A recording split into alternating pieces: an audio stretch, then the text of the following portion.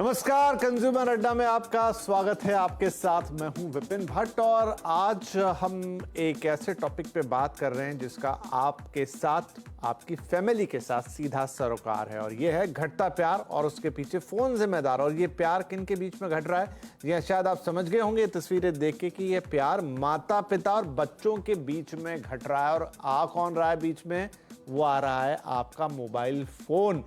और आश्चर्य की बात यह है कि ये जो फाइंडिंग है, ये जो सर्वे है, ये जो बात निकल कर आ रही है, एक फोन कंपनी के सर्वे से ही निकल कर आ रही है। तो चलिए पहले तो मैं बताता हूं कि सर्वे क्या कह रहा है, कि आखिर ये फोन में कितना आ गया है माता पिता और बच्चों के बीच में और इसके क्या असर हो रहे हैं और फिर क्या इसमें किया जा सकता है और ये कितना संजीदगी वाली बात है या कितनी ध्यान देने वाली बात है और इसके क्या रिपरकशंस भविष्य में देखने को मिल सकते हैं। चलिए पहले सर्वे देख लेते हैं। जैसा मैंने कहा, ये वीवो जो कि फ़ोन बनाने वाली कंपनी है, उसका साइबर मीडिया रिपोर्ट है। फ़ोन वर्सेस फैमिली, पेरेंट जो हैं यानी कि माता पिता रोज करीब करीब 8 घंटा हो गया, ये 7.7 आवर्स फ़ोन पे बिताते हैं, फ़ोन में लगे रहते हैं। फिर वो बहाना जो भी हो, ऑफिस का काम, ये वो कुछ और देख रहे हैं। बच्चों की बात करें तो ऐसा नहीं कि वो कुछ अलग हैं, वो भी करीब करीब 6.5 घंटे तो फ़ोन पर बिता ही दे रहे हैं। इसके अलावा ये रिपोर्ट कहती है कि रोज का जो फैमिली टाइम है फोन के चक्कर में घट के सिर्फ 2 घंटे रह गया है। मतलब बाकी समय सिर्फ फोन और दूसरी चीजें, फैमिली टाइम आ गया 2 घंटे। इन 2 घंटों में भी फोन घुसा हुआ है, ऐसा नहीं कि यहाँ फोन नहीं है। और अब इन 2 घंटों में क्या होता है वो भी देख लीजिए। बच्चों को कम समय देते हैं, ये 90% पेरेंट्स का कबूलनामा है। वो मान रहे हैं कि फोन के चक्कर में बच्चों के साथ उनका इंटरेक्शन कम हो गया है। पेरेंट्स ने यह भी कबूल किया है, ये भी करीब 92% कह रहे हैं कि घर में ज्यादातर वक्त जो उनका बीतता है वो फोन पर बीतता है। बच्चे आसपास बैठे हैं फैमिली, लेकिन आपके हाथ में फोन है और नजरें उस पर है। बच्चों से शिकायत सुननी पड़ती है, करीब 80% माँ बाप का ये भी है कि फोन को लेकर फिर बच्चे चिढ़ते भी कि आप तो हमेशा फोन में रहते हैं पापा या मम्मी। शिकायत सुनकर चिढ़ जाते हैं ये पेरेंट्स भी, कि अरे भाई झुंझलाहट होती है कि क्या बार बार टोकते हो, मुझे फोन भी नहीं देखने दोगे क्या?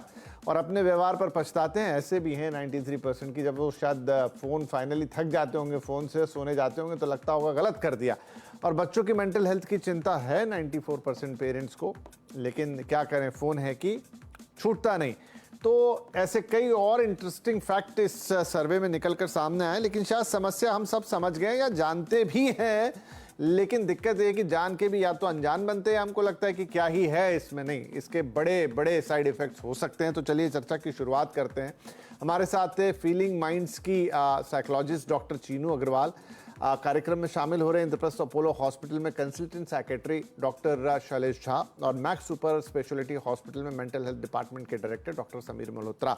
आप सभी का बहुत बहुत स्वागत है। डॉक्टर मल्होत्रा, हम आपसे शुरुआत करते हैं। समस्या तो हमने बता दी और ये किसी से छिपी हुई समस्या नहीं है।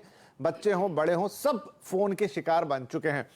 लेकिन मैं यहाँ से शुरुआत करना चाहता हूँ कि हम सबको ये लगता है कि ये बड़ी आम सी बात है, मतलब पार्ट ऑफ लाइफ टाइप का हो गया है, लेकिन इसके क्या रिपरकशंस हो सकते हैं भविष्य में, इस वजह से किस तरह की दिक्कतें आएंगी? देखिए, पहले तो मैं मुबारकबाद दूंगा आपके चैनल को और आपको कि विपिन जी, आपने इतना ज्वलंत मुद्दा उठाया है। ये घर घर की समस्या है आज। और मैं तो कई स्कूल मेंटल हेल्थ प्रोग्राम्स के साथ भी जुड़ा हूं और क्लिनिक में भी जब हम पेशेंट्स देखते हैं हॉस्पिटल में, तो भी ये माँ बाप अक्सर शिकायत करते हैं कि हमारे बच्चे जो हैं वो गुस्सैल हो गए हैं, वो एकाग्रचित मन नहीं रख पा रहे, उनकी पढ़ाई में हर्जा हो रहा है, वो अपनी सही रूप से प्राथमिकताएं तय नहीं कर पा रहे हैं, वो थके थके महसूस करते हैं, यानी उनमें क्रॉनिक फटीग सिंड्रोम आने लगा है और वो कई बार सिर भारी है, कभी बदन दर्द है, बहानेबाजी के साथ स्कूल भी नहीं जा पा रहे हैं। तो ये सब प्रॉब्लम जो आ रही है, बच्चों का जो एक चरित्र निर्माण होना चाहिए, जो हम लोग एक दूसरे से बात करके रूबरू होके जो एक आदान प्रदान होता है इमोशंस का, इन सब चीजों में अभाव महसूस होने लगा है। आप देखें कि जैसे आपने भी दिखाया आंकड़ों के हिसाब से कि काफी घंटे हम मोबाइल फोन के साथ जुड़ने लगे हैं और बच्चा सबसे पहला जो इंटरेक्शन रखता है वो अपने पेरेंट्स के साथ रखता है। वहां से उसकी दुनिया और दुनिया से कैसे इंटरेक्ट करना है, वहां से शुरुआत होती है। वहीं पे जब आपके पास समय नहीं और बच्चा भी मोबाइल पे बिजी है, कई बार माँ बाप बड़ा फक्र महसूस करते हैं बच्चे को बहुत जल्दी उम्र से पहले स्मार्टफोन लेके देने में।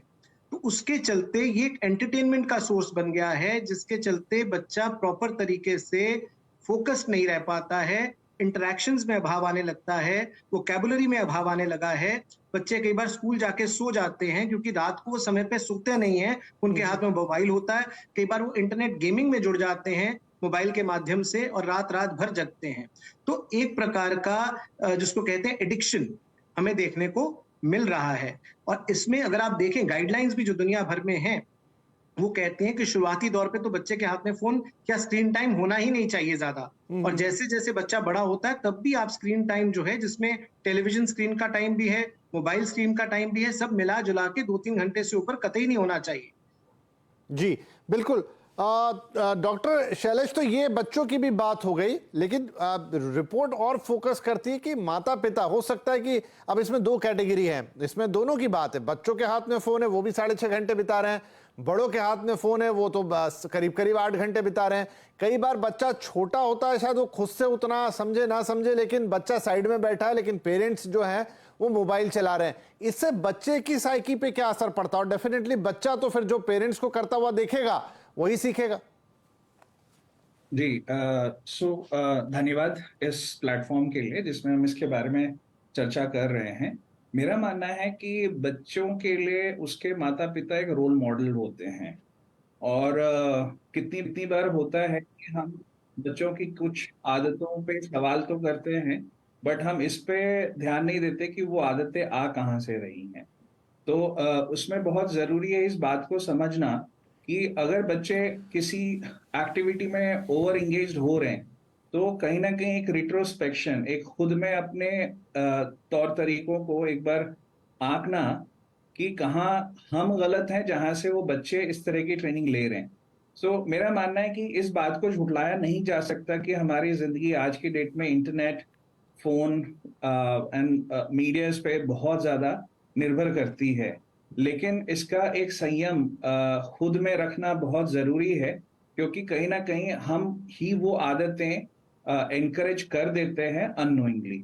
सो जो एक सेल्फ रेगुलेशन है, जो अपने तौर तरीकों में खुद का एक नियम, वो बहुत अहम है, जो कि आज की डेट में कुछ जरूरतों की वजह से, कुछ लॉजिस्टिक्स हैं, कुछ तौर तरीके उस कदर बन गए। खासकर जो हमने एक ट्रांजिशन देखा, वो बहुत जल्दी एक बदलाव देखा हमने, ये जो कोविड का टाइम था। तो ये कहीं ना कहीं माता पिता के ही तरीकों से गया। कुछ स्कूल प्रोग्राम्स भी, जैसे हमें पता है कि आज की डेट में, चाहे वो एक टाइम में कोविड की वजह से रहा हो, उसके बाद फिर मान लें कि दिल्ली में पोल्यूशन की वजह से देख लें, या एक्सट्रीम वेदर कंडीशंस की वजह से देख लें, कहीं ना कहीं बच्चे भी इनेबल्ड, इनकरेज फील करते हैं ऑनलाइन क्लासेस पे जाने के लिए। तो मेरा मानना है कि अगर कहीं से कुछ बदलाव किया जा सकता है, तो माँ बाप के अपने जो तरीके हैं, उन तरीकों का रिट्रोस्पेक्शन बहुत जरूरी है कि कहीं वो बच्चे हम ही से तो नहीं सीख रहे हैं। और सच्चाई ये है कि हाँ, बात सही है कि वो सीख तो वहीं से रहे। अच्छा चीनू जी, मैं इसको कैसे देखता हूं कि देखिए, पहले घरों में टीवी होते थे, हालांकि टीवी ऐसा होता था कि घर के 4 सदस्य हैं, टीवी एक है, बंद हो गया तो चारों के लिए बंद, लेकिन तब वो एंगेजमेंट का साधन था। अब ये इंडिविजुअल हो गया कि 4 लोग हैं तो 4 मोबाइल। और उससे भी बड़ी दिक्कत यह है कि मोबाइल, टीवी तो सिर्फ एक एंटरटेनमेंट का साधन था, लेकिन अब मोबाइल में सारी चीजें होती हैं। बिल भरना है तो आदमी वहीं जा रहा है, डॉक्यूमेंट पढ़ना है तो वहीं जा रहा है, कोई और काम करना है, मतलब मोबाइल के बिना कुछ हो नहीं रहा। पर आउटकम क्या निकल रहा है कि भाई आपकी मुंडी तो वही मोबाइल में घुसी हुई है, भले ही आप कहीं भी बैठे हो, आप चाहे काम कर रहे हो, चाहे आप कोई यूट्यूब पे वीडियो देख रहे हैं, कुछ भी कर रहे हैं। तो ये क्या मोबाइल का इशू हो गया कि एक ऐसी चीज आ गई जिसमें सब कुछ घुस गया, इसलिए हमारा बहुत सारा टाइम वहीं पे दिखाई दे रहा है?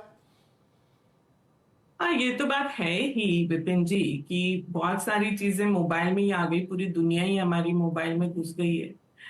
घड़ी भी चली गई हाथ से, वो टाइम भी मोबाइल में ही आ गया। पर मुद्दा ये है कि मोबाइल का यूज और मोबाइल का ओवर यूज और मोबाइल का एडिक्शन, ये 3 स्टेजेस हैं इसके। और जहां तक पेरेंट्स और बच्चों के रिलेशनशिप के अफेक्ट होने की बात है, उसमें हमें ये दिख रहा है, जो आप जिस रिपोर्ट का जिक्र कर रहे हैं उसमें भी, और बाकी मनोवैज्ञानिक शोध जो इस हैबिट के लिए हो रहे हैं, उसमें हमें साफ दिखाई दे रहा है कि यूज को अगर हम निकाल दें तो उसके बाद भी जो मोबाइल की लत है, जिसे हम एडिक्शन कह सकते हैं, ये उसका नतीजा है। जहां पर अडल्ट्स जो पेरेंट्स हैं या पेरेंट्स नहीं हैं वो मोबाइल से एडिक्टेड हैं। क्यों? आप देखिए, आपने एक रील खोली, उसके बाद दूसरी, उसके बाद तीसरी, उसके बाद चौथी, उसके बाद कहाँ 2 घंटे चले गए आपको खुद ही नहीं पता चला। और ये इसलिए हो रहा है क्योंकि मोबाइल को हम केवल एंटरटेनमेंट के लिए नहीं यूज कर रहे। मोबाइल एक हमारी all time available coping strategy भी बन गई है। आपका किसी से लड़ाई हुई, झगड़ा हुआ है, मोबाइल सेफ प्लेस है। कहीं का कोई स्ट्रेस है, ऑफिस का, घर का, मोबाइल एक सेफ प्लेस है। मोबाइल में जाकर जो आप एंगेजमेंट कर रहे हो उसमें आप अपनी दुनिया भर के सारी स्ट्रेसेस को कोप कर रहे हो, जो एक अनहेल्दी कोपिंग स्ट्रैटेजी है। और इस अनहेल्दी कोपिंग स्ट्रैटेजी के चलते आप अपने बच्चों से, अपने परिवार के दूसरे जनों से डिसकनेक्टेड और डिसएंगेज्ड हो रहे हैं। तो 3 Ds हैं, देखिए। एक तो डिस्ट्रैक्शन, मोबाइल एक बहुत अच्छा डिस्ट्रैक्शन है, आपको रियल दुनिया के जितने भी तनाव है उससे वो डिस्ट्रैक्ट कर दे रहा है।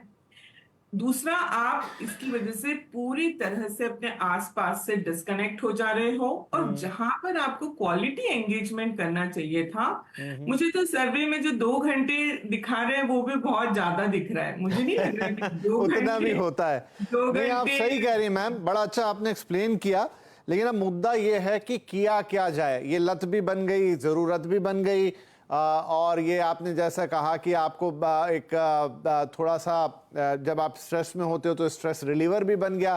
तो जब इतनी सारी चीजें एक ही चीज में आ गई तो आखिर उसका क्या किया जा रहा है? वो सबके हाथ में भी, ऐसा नहीं कि किसी एक में हाथ में। एक छोटा ब्रेक ले लेता हूं, ब्रेक के बाद आके आप तीनों से यही जानने की कोशिश करूंगा कि इससे छुटकारा, बहुत शो कर लिया हमने लेकिन चीजें नहीं बदलती। मतलब आपके साथ भी शायद ऐसा होता होगा, मेरे साथ भी ऐसा होता है, इसमें कोई छुपाने वाली बात नहीं कि सोचने में बहुत कुछ आता है लेकिन वो इन द डीड्स कन्वर्ट नहीं होता। तो क्या किया जाए, ऐसा कौन सा सिस्टम अपनाया जाए कि ये चीज करेक्ट हो, ये हम निकालने की कोशिश करेंगे। छोटे से ब्रेक के बाद तुरंत हाजिर होते हैं। अपने अपने जवाब तैयार रखिएगा।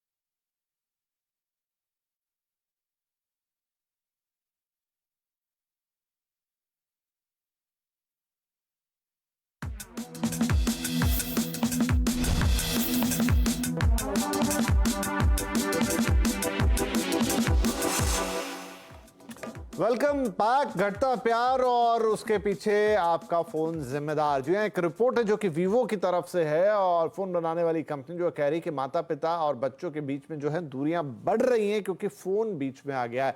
नाउ अब टाइम है सॉल्यूशन का कि आखिर क्या करें ऐसा। तो डॉक्टर मल्होत्रा क्या सजेस्ट करेंगे आप? देखिए, एक ऐसी चीज है जो कि पता नहीं लगता है कि कितना नुकसान कर रही है हमारा। सबको लगता है बड़ा यूजुअल है, ठीक है, फोन है, देख रहे हैं, हो गया, कल गया, दिन निकल गया, और रोज ऐसे ही दिन बीत जाते हैं। कहां से शुरुआत कर सकते हैं कि आप इसमें बदलाव लाएं और कौन से बदलाव जरूरी है? देखिए, सबसे पहले तो कोई भी टेक्नोलॉजी बुरी नहीं है, बनस्पत उसका इस्तेमाल कैसे किया जा रहा है। और माँ बाप से बड़ा कोई टीचर नहीं है घर में। तो मुझे लगता है आत्मनियंत्रण, यानी माँ बाप पहले खुद नियंत्रित करें अपने आप को भी। बेसिक्स ठीक करने की आवश्यकता है। आज अगर आप देखें, एक मध्यम वर्ग परिवार के अंदर रात को लोग बहुत लेट सोने लगे हैं, सुबह लोग लेट उठते हैं, खाना एक समय का भी परिवार कई बार एकजुट होकर नहीं खा पाता, और यदि इकट्ठे बैठे भी हैं तो उस पर भी मोबाइल हाथ चल रहा होता है। तो जरूरी है कुछ समय तो आप बिल्कुल मोबाइल का इस्तेमाल ना करें, खासतौर पे जब आप वॉशरूम में हैं, जब आप बिस्तर पे लेट रहे हैं सोने के लिए, या फिर आप खाने के मेज पे हैं। कम से कम कुछ एरियाज में तो बिल्कुल वर्जित कर दीजिए घर के अंदर। राइट। दूसरा, आत्मनियंत्रण। यदि आप खुद अच्छे रोल मॉडल बनेंगे तो बच्चा भी उस चीज को फॉलो करेगा। फिर जब भी कोई चीज बच्चे को यदि हम सिखाते हैं या उसके हाथ पकड़ाते हैं टेक्नोलॉजी, तो उसका सही और गलत उपयोग क्या है, इसके बारे में भी उसको कुछ जानकारी देना आवश्यक है। ये बहुत आवश्यक है, क्योंकि जितना हम आपस में एक दूसरे को समय दे पाएंगे उतना हमारे रिश्ते मजबूत होते हैं। और यदि हम मोबाइल के साथ जुड़ जाएंगे तो हम इम्पेशेंट भी होते हैं, जी। क्योंकि मोबाइल एक जीनी के माफिक आपकी हर ख्वाहिश को उसी क्षण पूरा करता है, और वही ख्वाहिश यदि लेके आप रिश्तों में ढूंढते हैं तो वो परेशानी का स्रोत बनता है। तो आपके रिश्ते बिखरने लगते हैं, बच्चे में धीरज की कमी आने लगती है। फिर कुछ फिजिकल गेम्स, बच्चों के अंदर काफी एनर्जी होती है, उसको सही रूप से चैनलाइज करना बहुत आवश्यक है। जी, ठीक है, गॉट योर पॉइंट। क्योंकि आज फोकस बच्चों पे उतना नहीं है, लेकिन हैबिट्स आपने, क्योंकि अब मैं सबसे छोटे छोटे जवाब ले पाऊंगा, लेकिन हाँ, अच्छी बात सर ने ये बताई, खाने की टेबल से हटा दीजिए, वॉशरूम में लेके जाते हैं तो हटा दीजिए, छोटी छोटे इंप्लीमेंटेशन कीजिए, धीरे धीरे बड़े की तरफ चले जाएंगे। डॉक्टर शैलेश, आपकी क्या राय रहेगी इस पर? देखिए, इसमें ना दो चीजें मैं हाईलाइट करना चाहूंगा। देखिए, एक तरीका होता है जिससे कि हम इस चीज को प्रिवेंट करना चाहें, और दूसरा ये भी पहलू है जिसको हमें समझना जरूरी है। मैं चाहे बच्चे की बात करें या पेरेंट्स की बात करें, कि कितनी बारी ये एक एक दायरे के बाहर जब चीजें चली जाती, जिसको हम साइंटिफिक टर्म में एडिक्शन कहते हैं। जब एडिक्शन एस्टैब्लिश हो जाता है तो प्रिवेंशन का रोल नहीं रहता, फिर होता है एक सही ट्रीटमेंट स्ट्रैटेजी का। लेकिन अभी बात हम पहले जरूर हम करना चाहेंगे प्रिवेंशन का। तो मेरा ये मानना है कि जहां तक माता पिता की बात है, मेरे हिसाब से जो रेगुलेशंस हैं ये आज की डेट में, इसके लिए हमें लोगों को अलग से और जागरूक करने की जरूरत नहीं। इनफैक्ट जो डेटा आपने बताए हैं वो अपने आप के लिए इनफ हैं इस चीज को रिट्रोस्पेक्ट करने के लिए कि हम कहाँ गलत पढ़ रहे हैं। और जो प्रिवेंशन के स्ट्रैटेजीज हैं, सपोज जैसा डॉक्टर समीर ने कहा कि हमें पता होना चाहिए कि इंटरनेट का यूज या फोन का यूज हम किन किन चीजों के लिए करते हैं, क्या उसके ऑल्टरनेटिव्स हैं। जैसे एक फैमिली टाइम, एक रिक्रिएशनल, एक फन टाइम, क्या उसके लिए हम कुछ और एक्टिविटीज को सब्स्टिट्यूट कर सकते हैं। प्रिवेंशन के तौर पर बाकी ये जितने भी तरीके हैं कि हमारा एक वक्त हो जिसको हम नो टेक्नोलॉजी यूज टाइम कहें, नो फोन यूसेज कहें, अपने एक रूटीन, अपने एक सर्कैडियंस को फॉलो करें।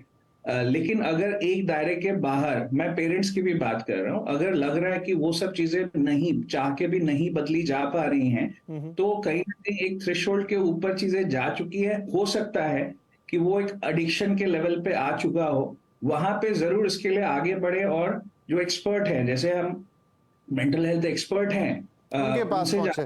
ठीक है सर, गॉट योर पॉइंट कि आपको पहचान लेना जरूरी है कि क्या अब ये आपके कंट्रोल से बाहर निकल गया है, तो फिर उसको कंट्रोल करने के लिए अगले स्टेप्स पे जाइए, ना कि खुद उसे हैंडल कीजिए। राइट चीनू मैम, आपकी क्या राय होगी, क्या किया जा सकता है? 3 R। एक, रैशनिंग। अपने मोबाइल यूज को रैशन करें, टाइम लिमिट सेट करें। बहुत सारे एप्स में अपने आप ही टाइम आपको पता चल जाता है। फेसबुक और इंस्टाग्राम पे आप देखेंगे कि आपने आज कितना टाइम इस ऐप पर बिताया है। तो अपने आप को टाइम लिमिट बताएं कि मुझे एक दिन में फोन का इतना ही इस्तेमाल करना है। दूसरा, रिप्लेसमेंट। देखिए, फोन एडिक्टिव इसलिए है क्योंकि वो उसको यूज करते वक्त हमारे ब्रेन में डोपामिन सिक्रीट होता है, तो हमें उतनी ही अच्छी प्लेजरेबल एक्टिविटी से उसको रिप्लेस करना पड़ेगा। उसको आप बोरिंग एक्टिविटी से रिप्लेस नहीं कर सकते। तो आप फोन के इस्तेमाल की जगह योगा नहीं कर सकते, पर जुम्बा कर सकते हैं। तो जो एंटरटेनिंग एक्टिविटी हो, जिसमें आपको उतना ही अच्छा महसूस हो, प्लेजरेबल फील हो। और तीसरा जो है रिलैक्सेशन। देखिए, मैंने बताया कि स्ट्रेस के लिए कोपिंग मैकेनिज्म बनता जा रहा है ये, तो रिलैक्सेशन के दूसरे माध्यम हमको ढूंढने पड़ेंगे, जो ब्रीदिंग एक्सरसाइजेस हैं या माइंडफुलनेस बेस्ड एक्सरसाइजेस हैं, या साथ में कूल टाइम बिताना है, अब बच्चों के साथ खेलना है, बैडमिंटन खेलना है या कोई और तरीके के खेल खेलना है। रिलैक्सेशन की एक्टिविटीज भी हमें अपने पूरे दिनचर्या में इंक्लूड करनी पड़ेगी। तो अगर हम ये 3 आवर्स का ध्यान रखेंगे, और फिर उसके बाद मैं अग्री करती हूँ डॉक्टर झा से कि हमें ये भी देखना पड़ेगा कि हम ओवर यूज में है या एडिक्शन में है। ओवर यूज से एडिक्शन की तरफ हम बहुत जल्दी बढ़ जाते हैं, और अगर हम एडिक्टेड हो चुके हैं तो हमें साइकोथेरेपी और अगर जरूरत हो तो मेडिकेशन की भी मदद लेनी चाहिए। इसमें कोई बुराई नहीं है। हमारा लाइफ का क्वालिटी अगर ट्रीटमेंट से इंप्रूव होता है तो हमें जरूर उसके लिए जाना चाहिए। बिल्कुल। तो देखिए, गंभीरता समझिए इस विषय की कितनी है कि एक लेवल के बाद आपका फोन आपको किसी डॉक्टर के पास या फिर एक साइकोथेरेपिस्ट के पास पहुंचा सकता है। मतलब अगर आप उसे करेक्ट करना चाहें और सच में कुछ करना चाह रहे हैं तो फिर आपको एक थेरेपिस्ट की मदद जरूरत पड़ सकती है। तो आई थिंक अपने आप को पहचानिए। शायद बहुत सारे लोग खुद ही कंट्रोल कर लेंगे, लेकिन जब तक आप सोचेंगे नहीं इस बारे में, जब तक बारीकी से समझेंगे नहीं कि इसका आपकी लाइफ पे क्या इम्पैक्ट आ रहा है, आप सिर्फ उसे हर दिन होते रहने देंगे, तो शायद आपको कई बार महीनों तक, सालों तक पता नहीं पड़ेगा, और फिर उसके जो इम्पैक्ट आएंगे लाइफ में शायद वो भी नहीं समझ पाएंगे आपकी ये फोन की वजह से हो रहा है। तो आई थिंक इसको समझना जरूरी है। जैसा कहा भी पैनलिस्ट ने, अवेयरनेस जरूरी है, अंडरस्टैंड करना जरूरी है, और फिर उसके बाद छोटे छोटे उपाय हम आपको बता चुके हैं, कैसे राशनिंग करनी है, कैसे थोड़ा लिमिट करना है चीज़ों को। और अगर फिर भी ना हो तो शायद आपको एक्सपर्ट्स के पास जाना पड़ेगा। लेकिन इसकी गंभीरता को मानिए, चाहे बच्चे हों चाहे बड़े, कि अगर आपने एक लेवल के ऊपर अपने आप को एंगेज किया है, एडिक्शन के लेवल पर पहुंच गए हैं, तो फिर आपके लिए ये तकलीफें जीवन में बढ़ती चली जाएंगी। बहुत शुक्रिया आप तीनों ही मेहमानों का, बहुत अच्छी बातें आपने बताया, आई होप ये काफ़ी सारे दर्शकों को मदद करेगी। नमस्कार।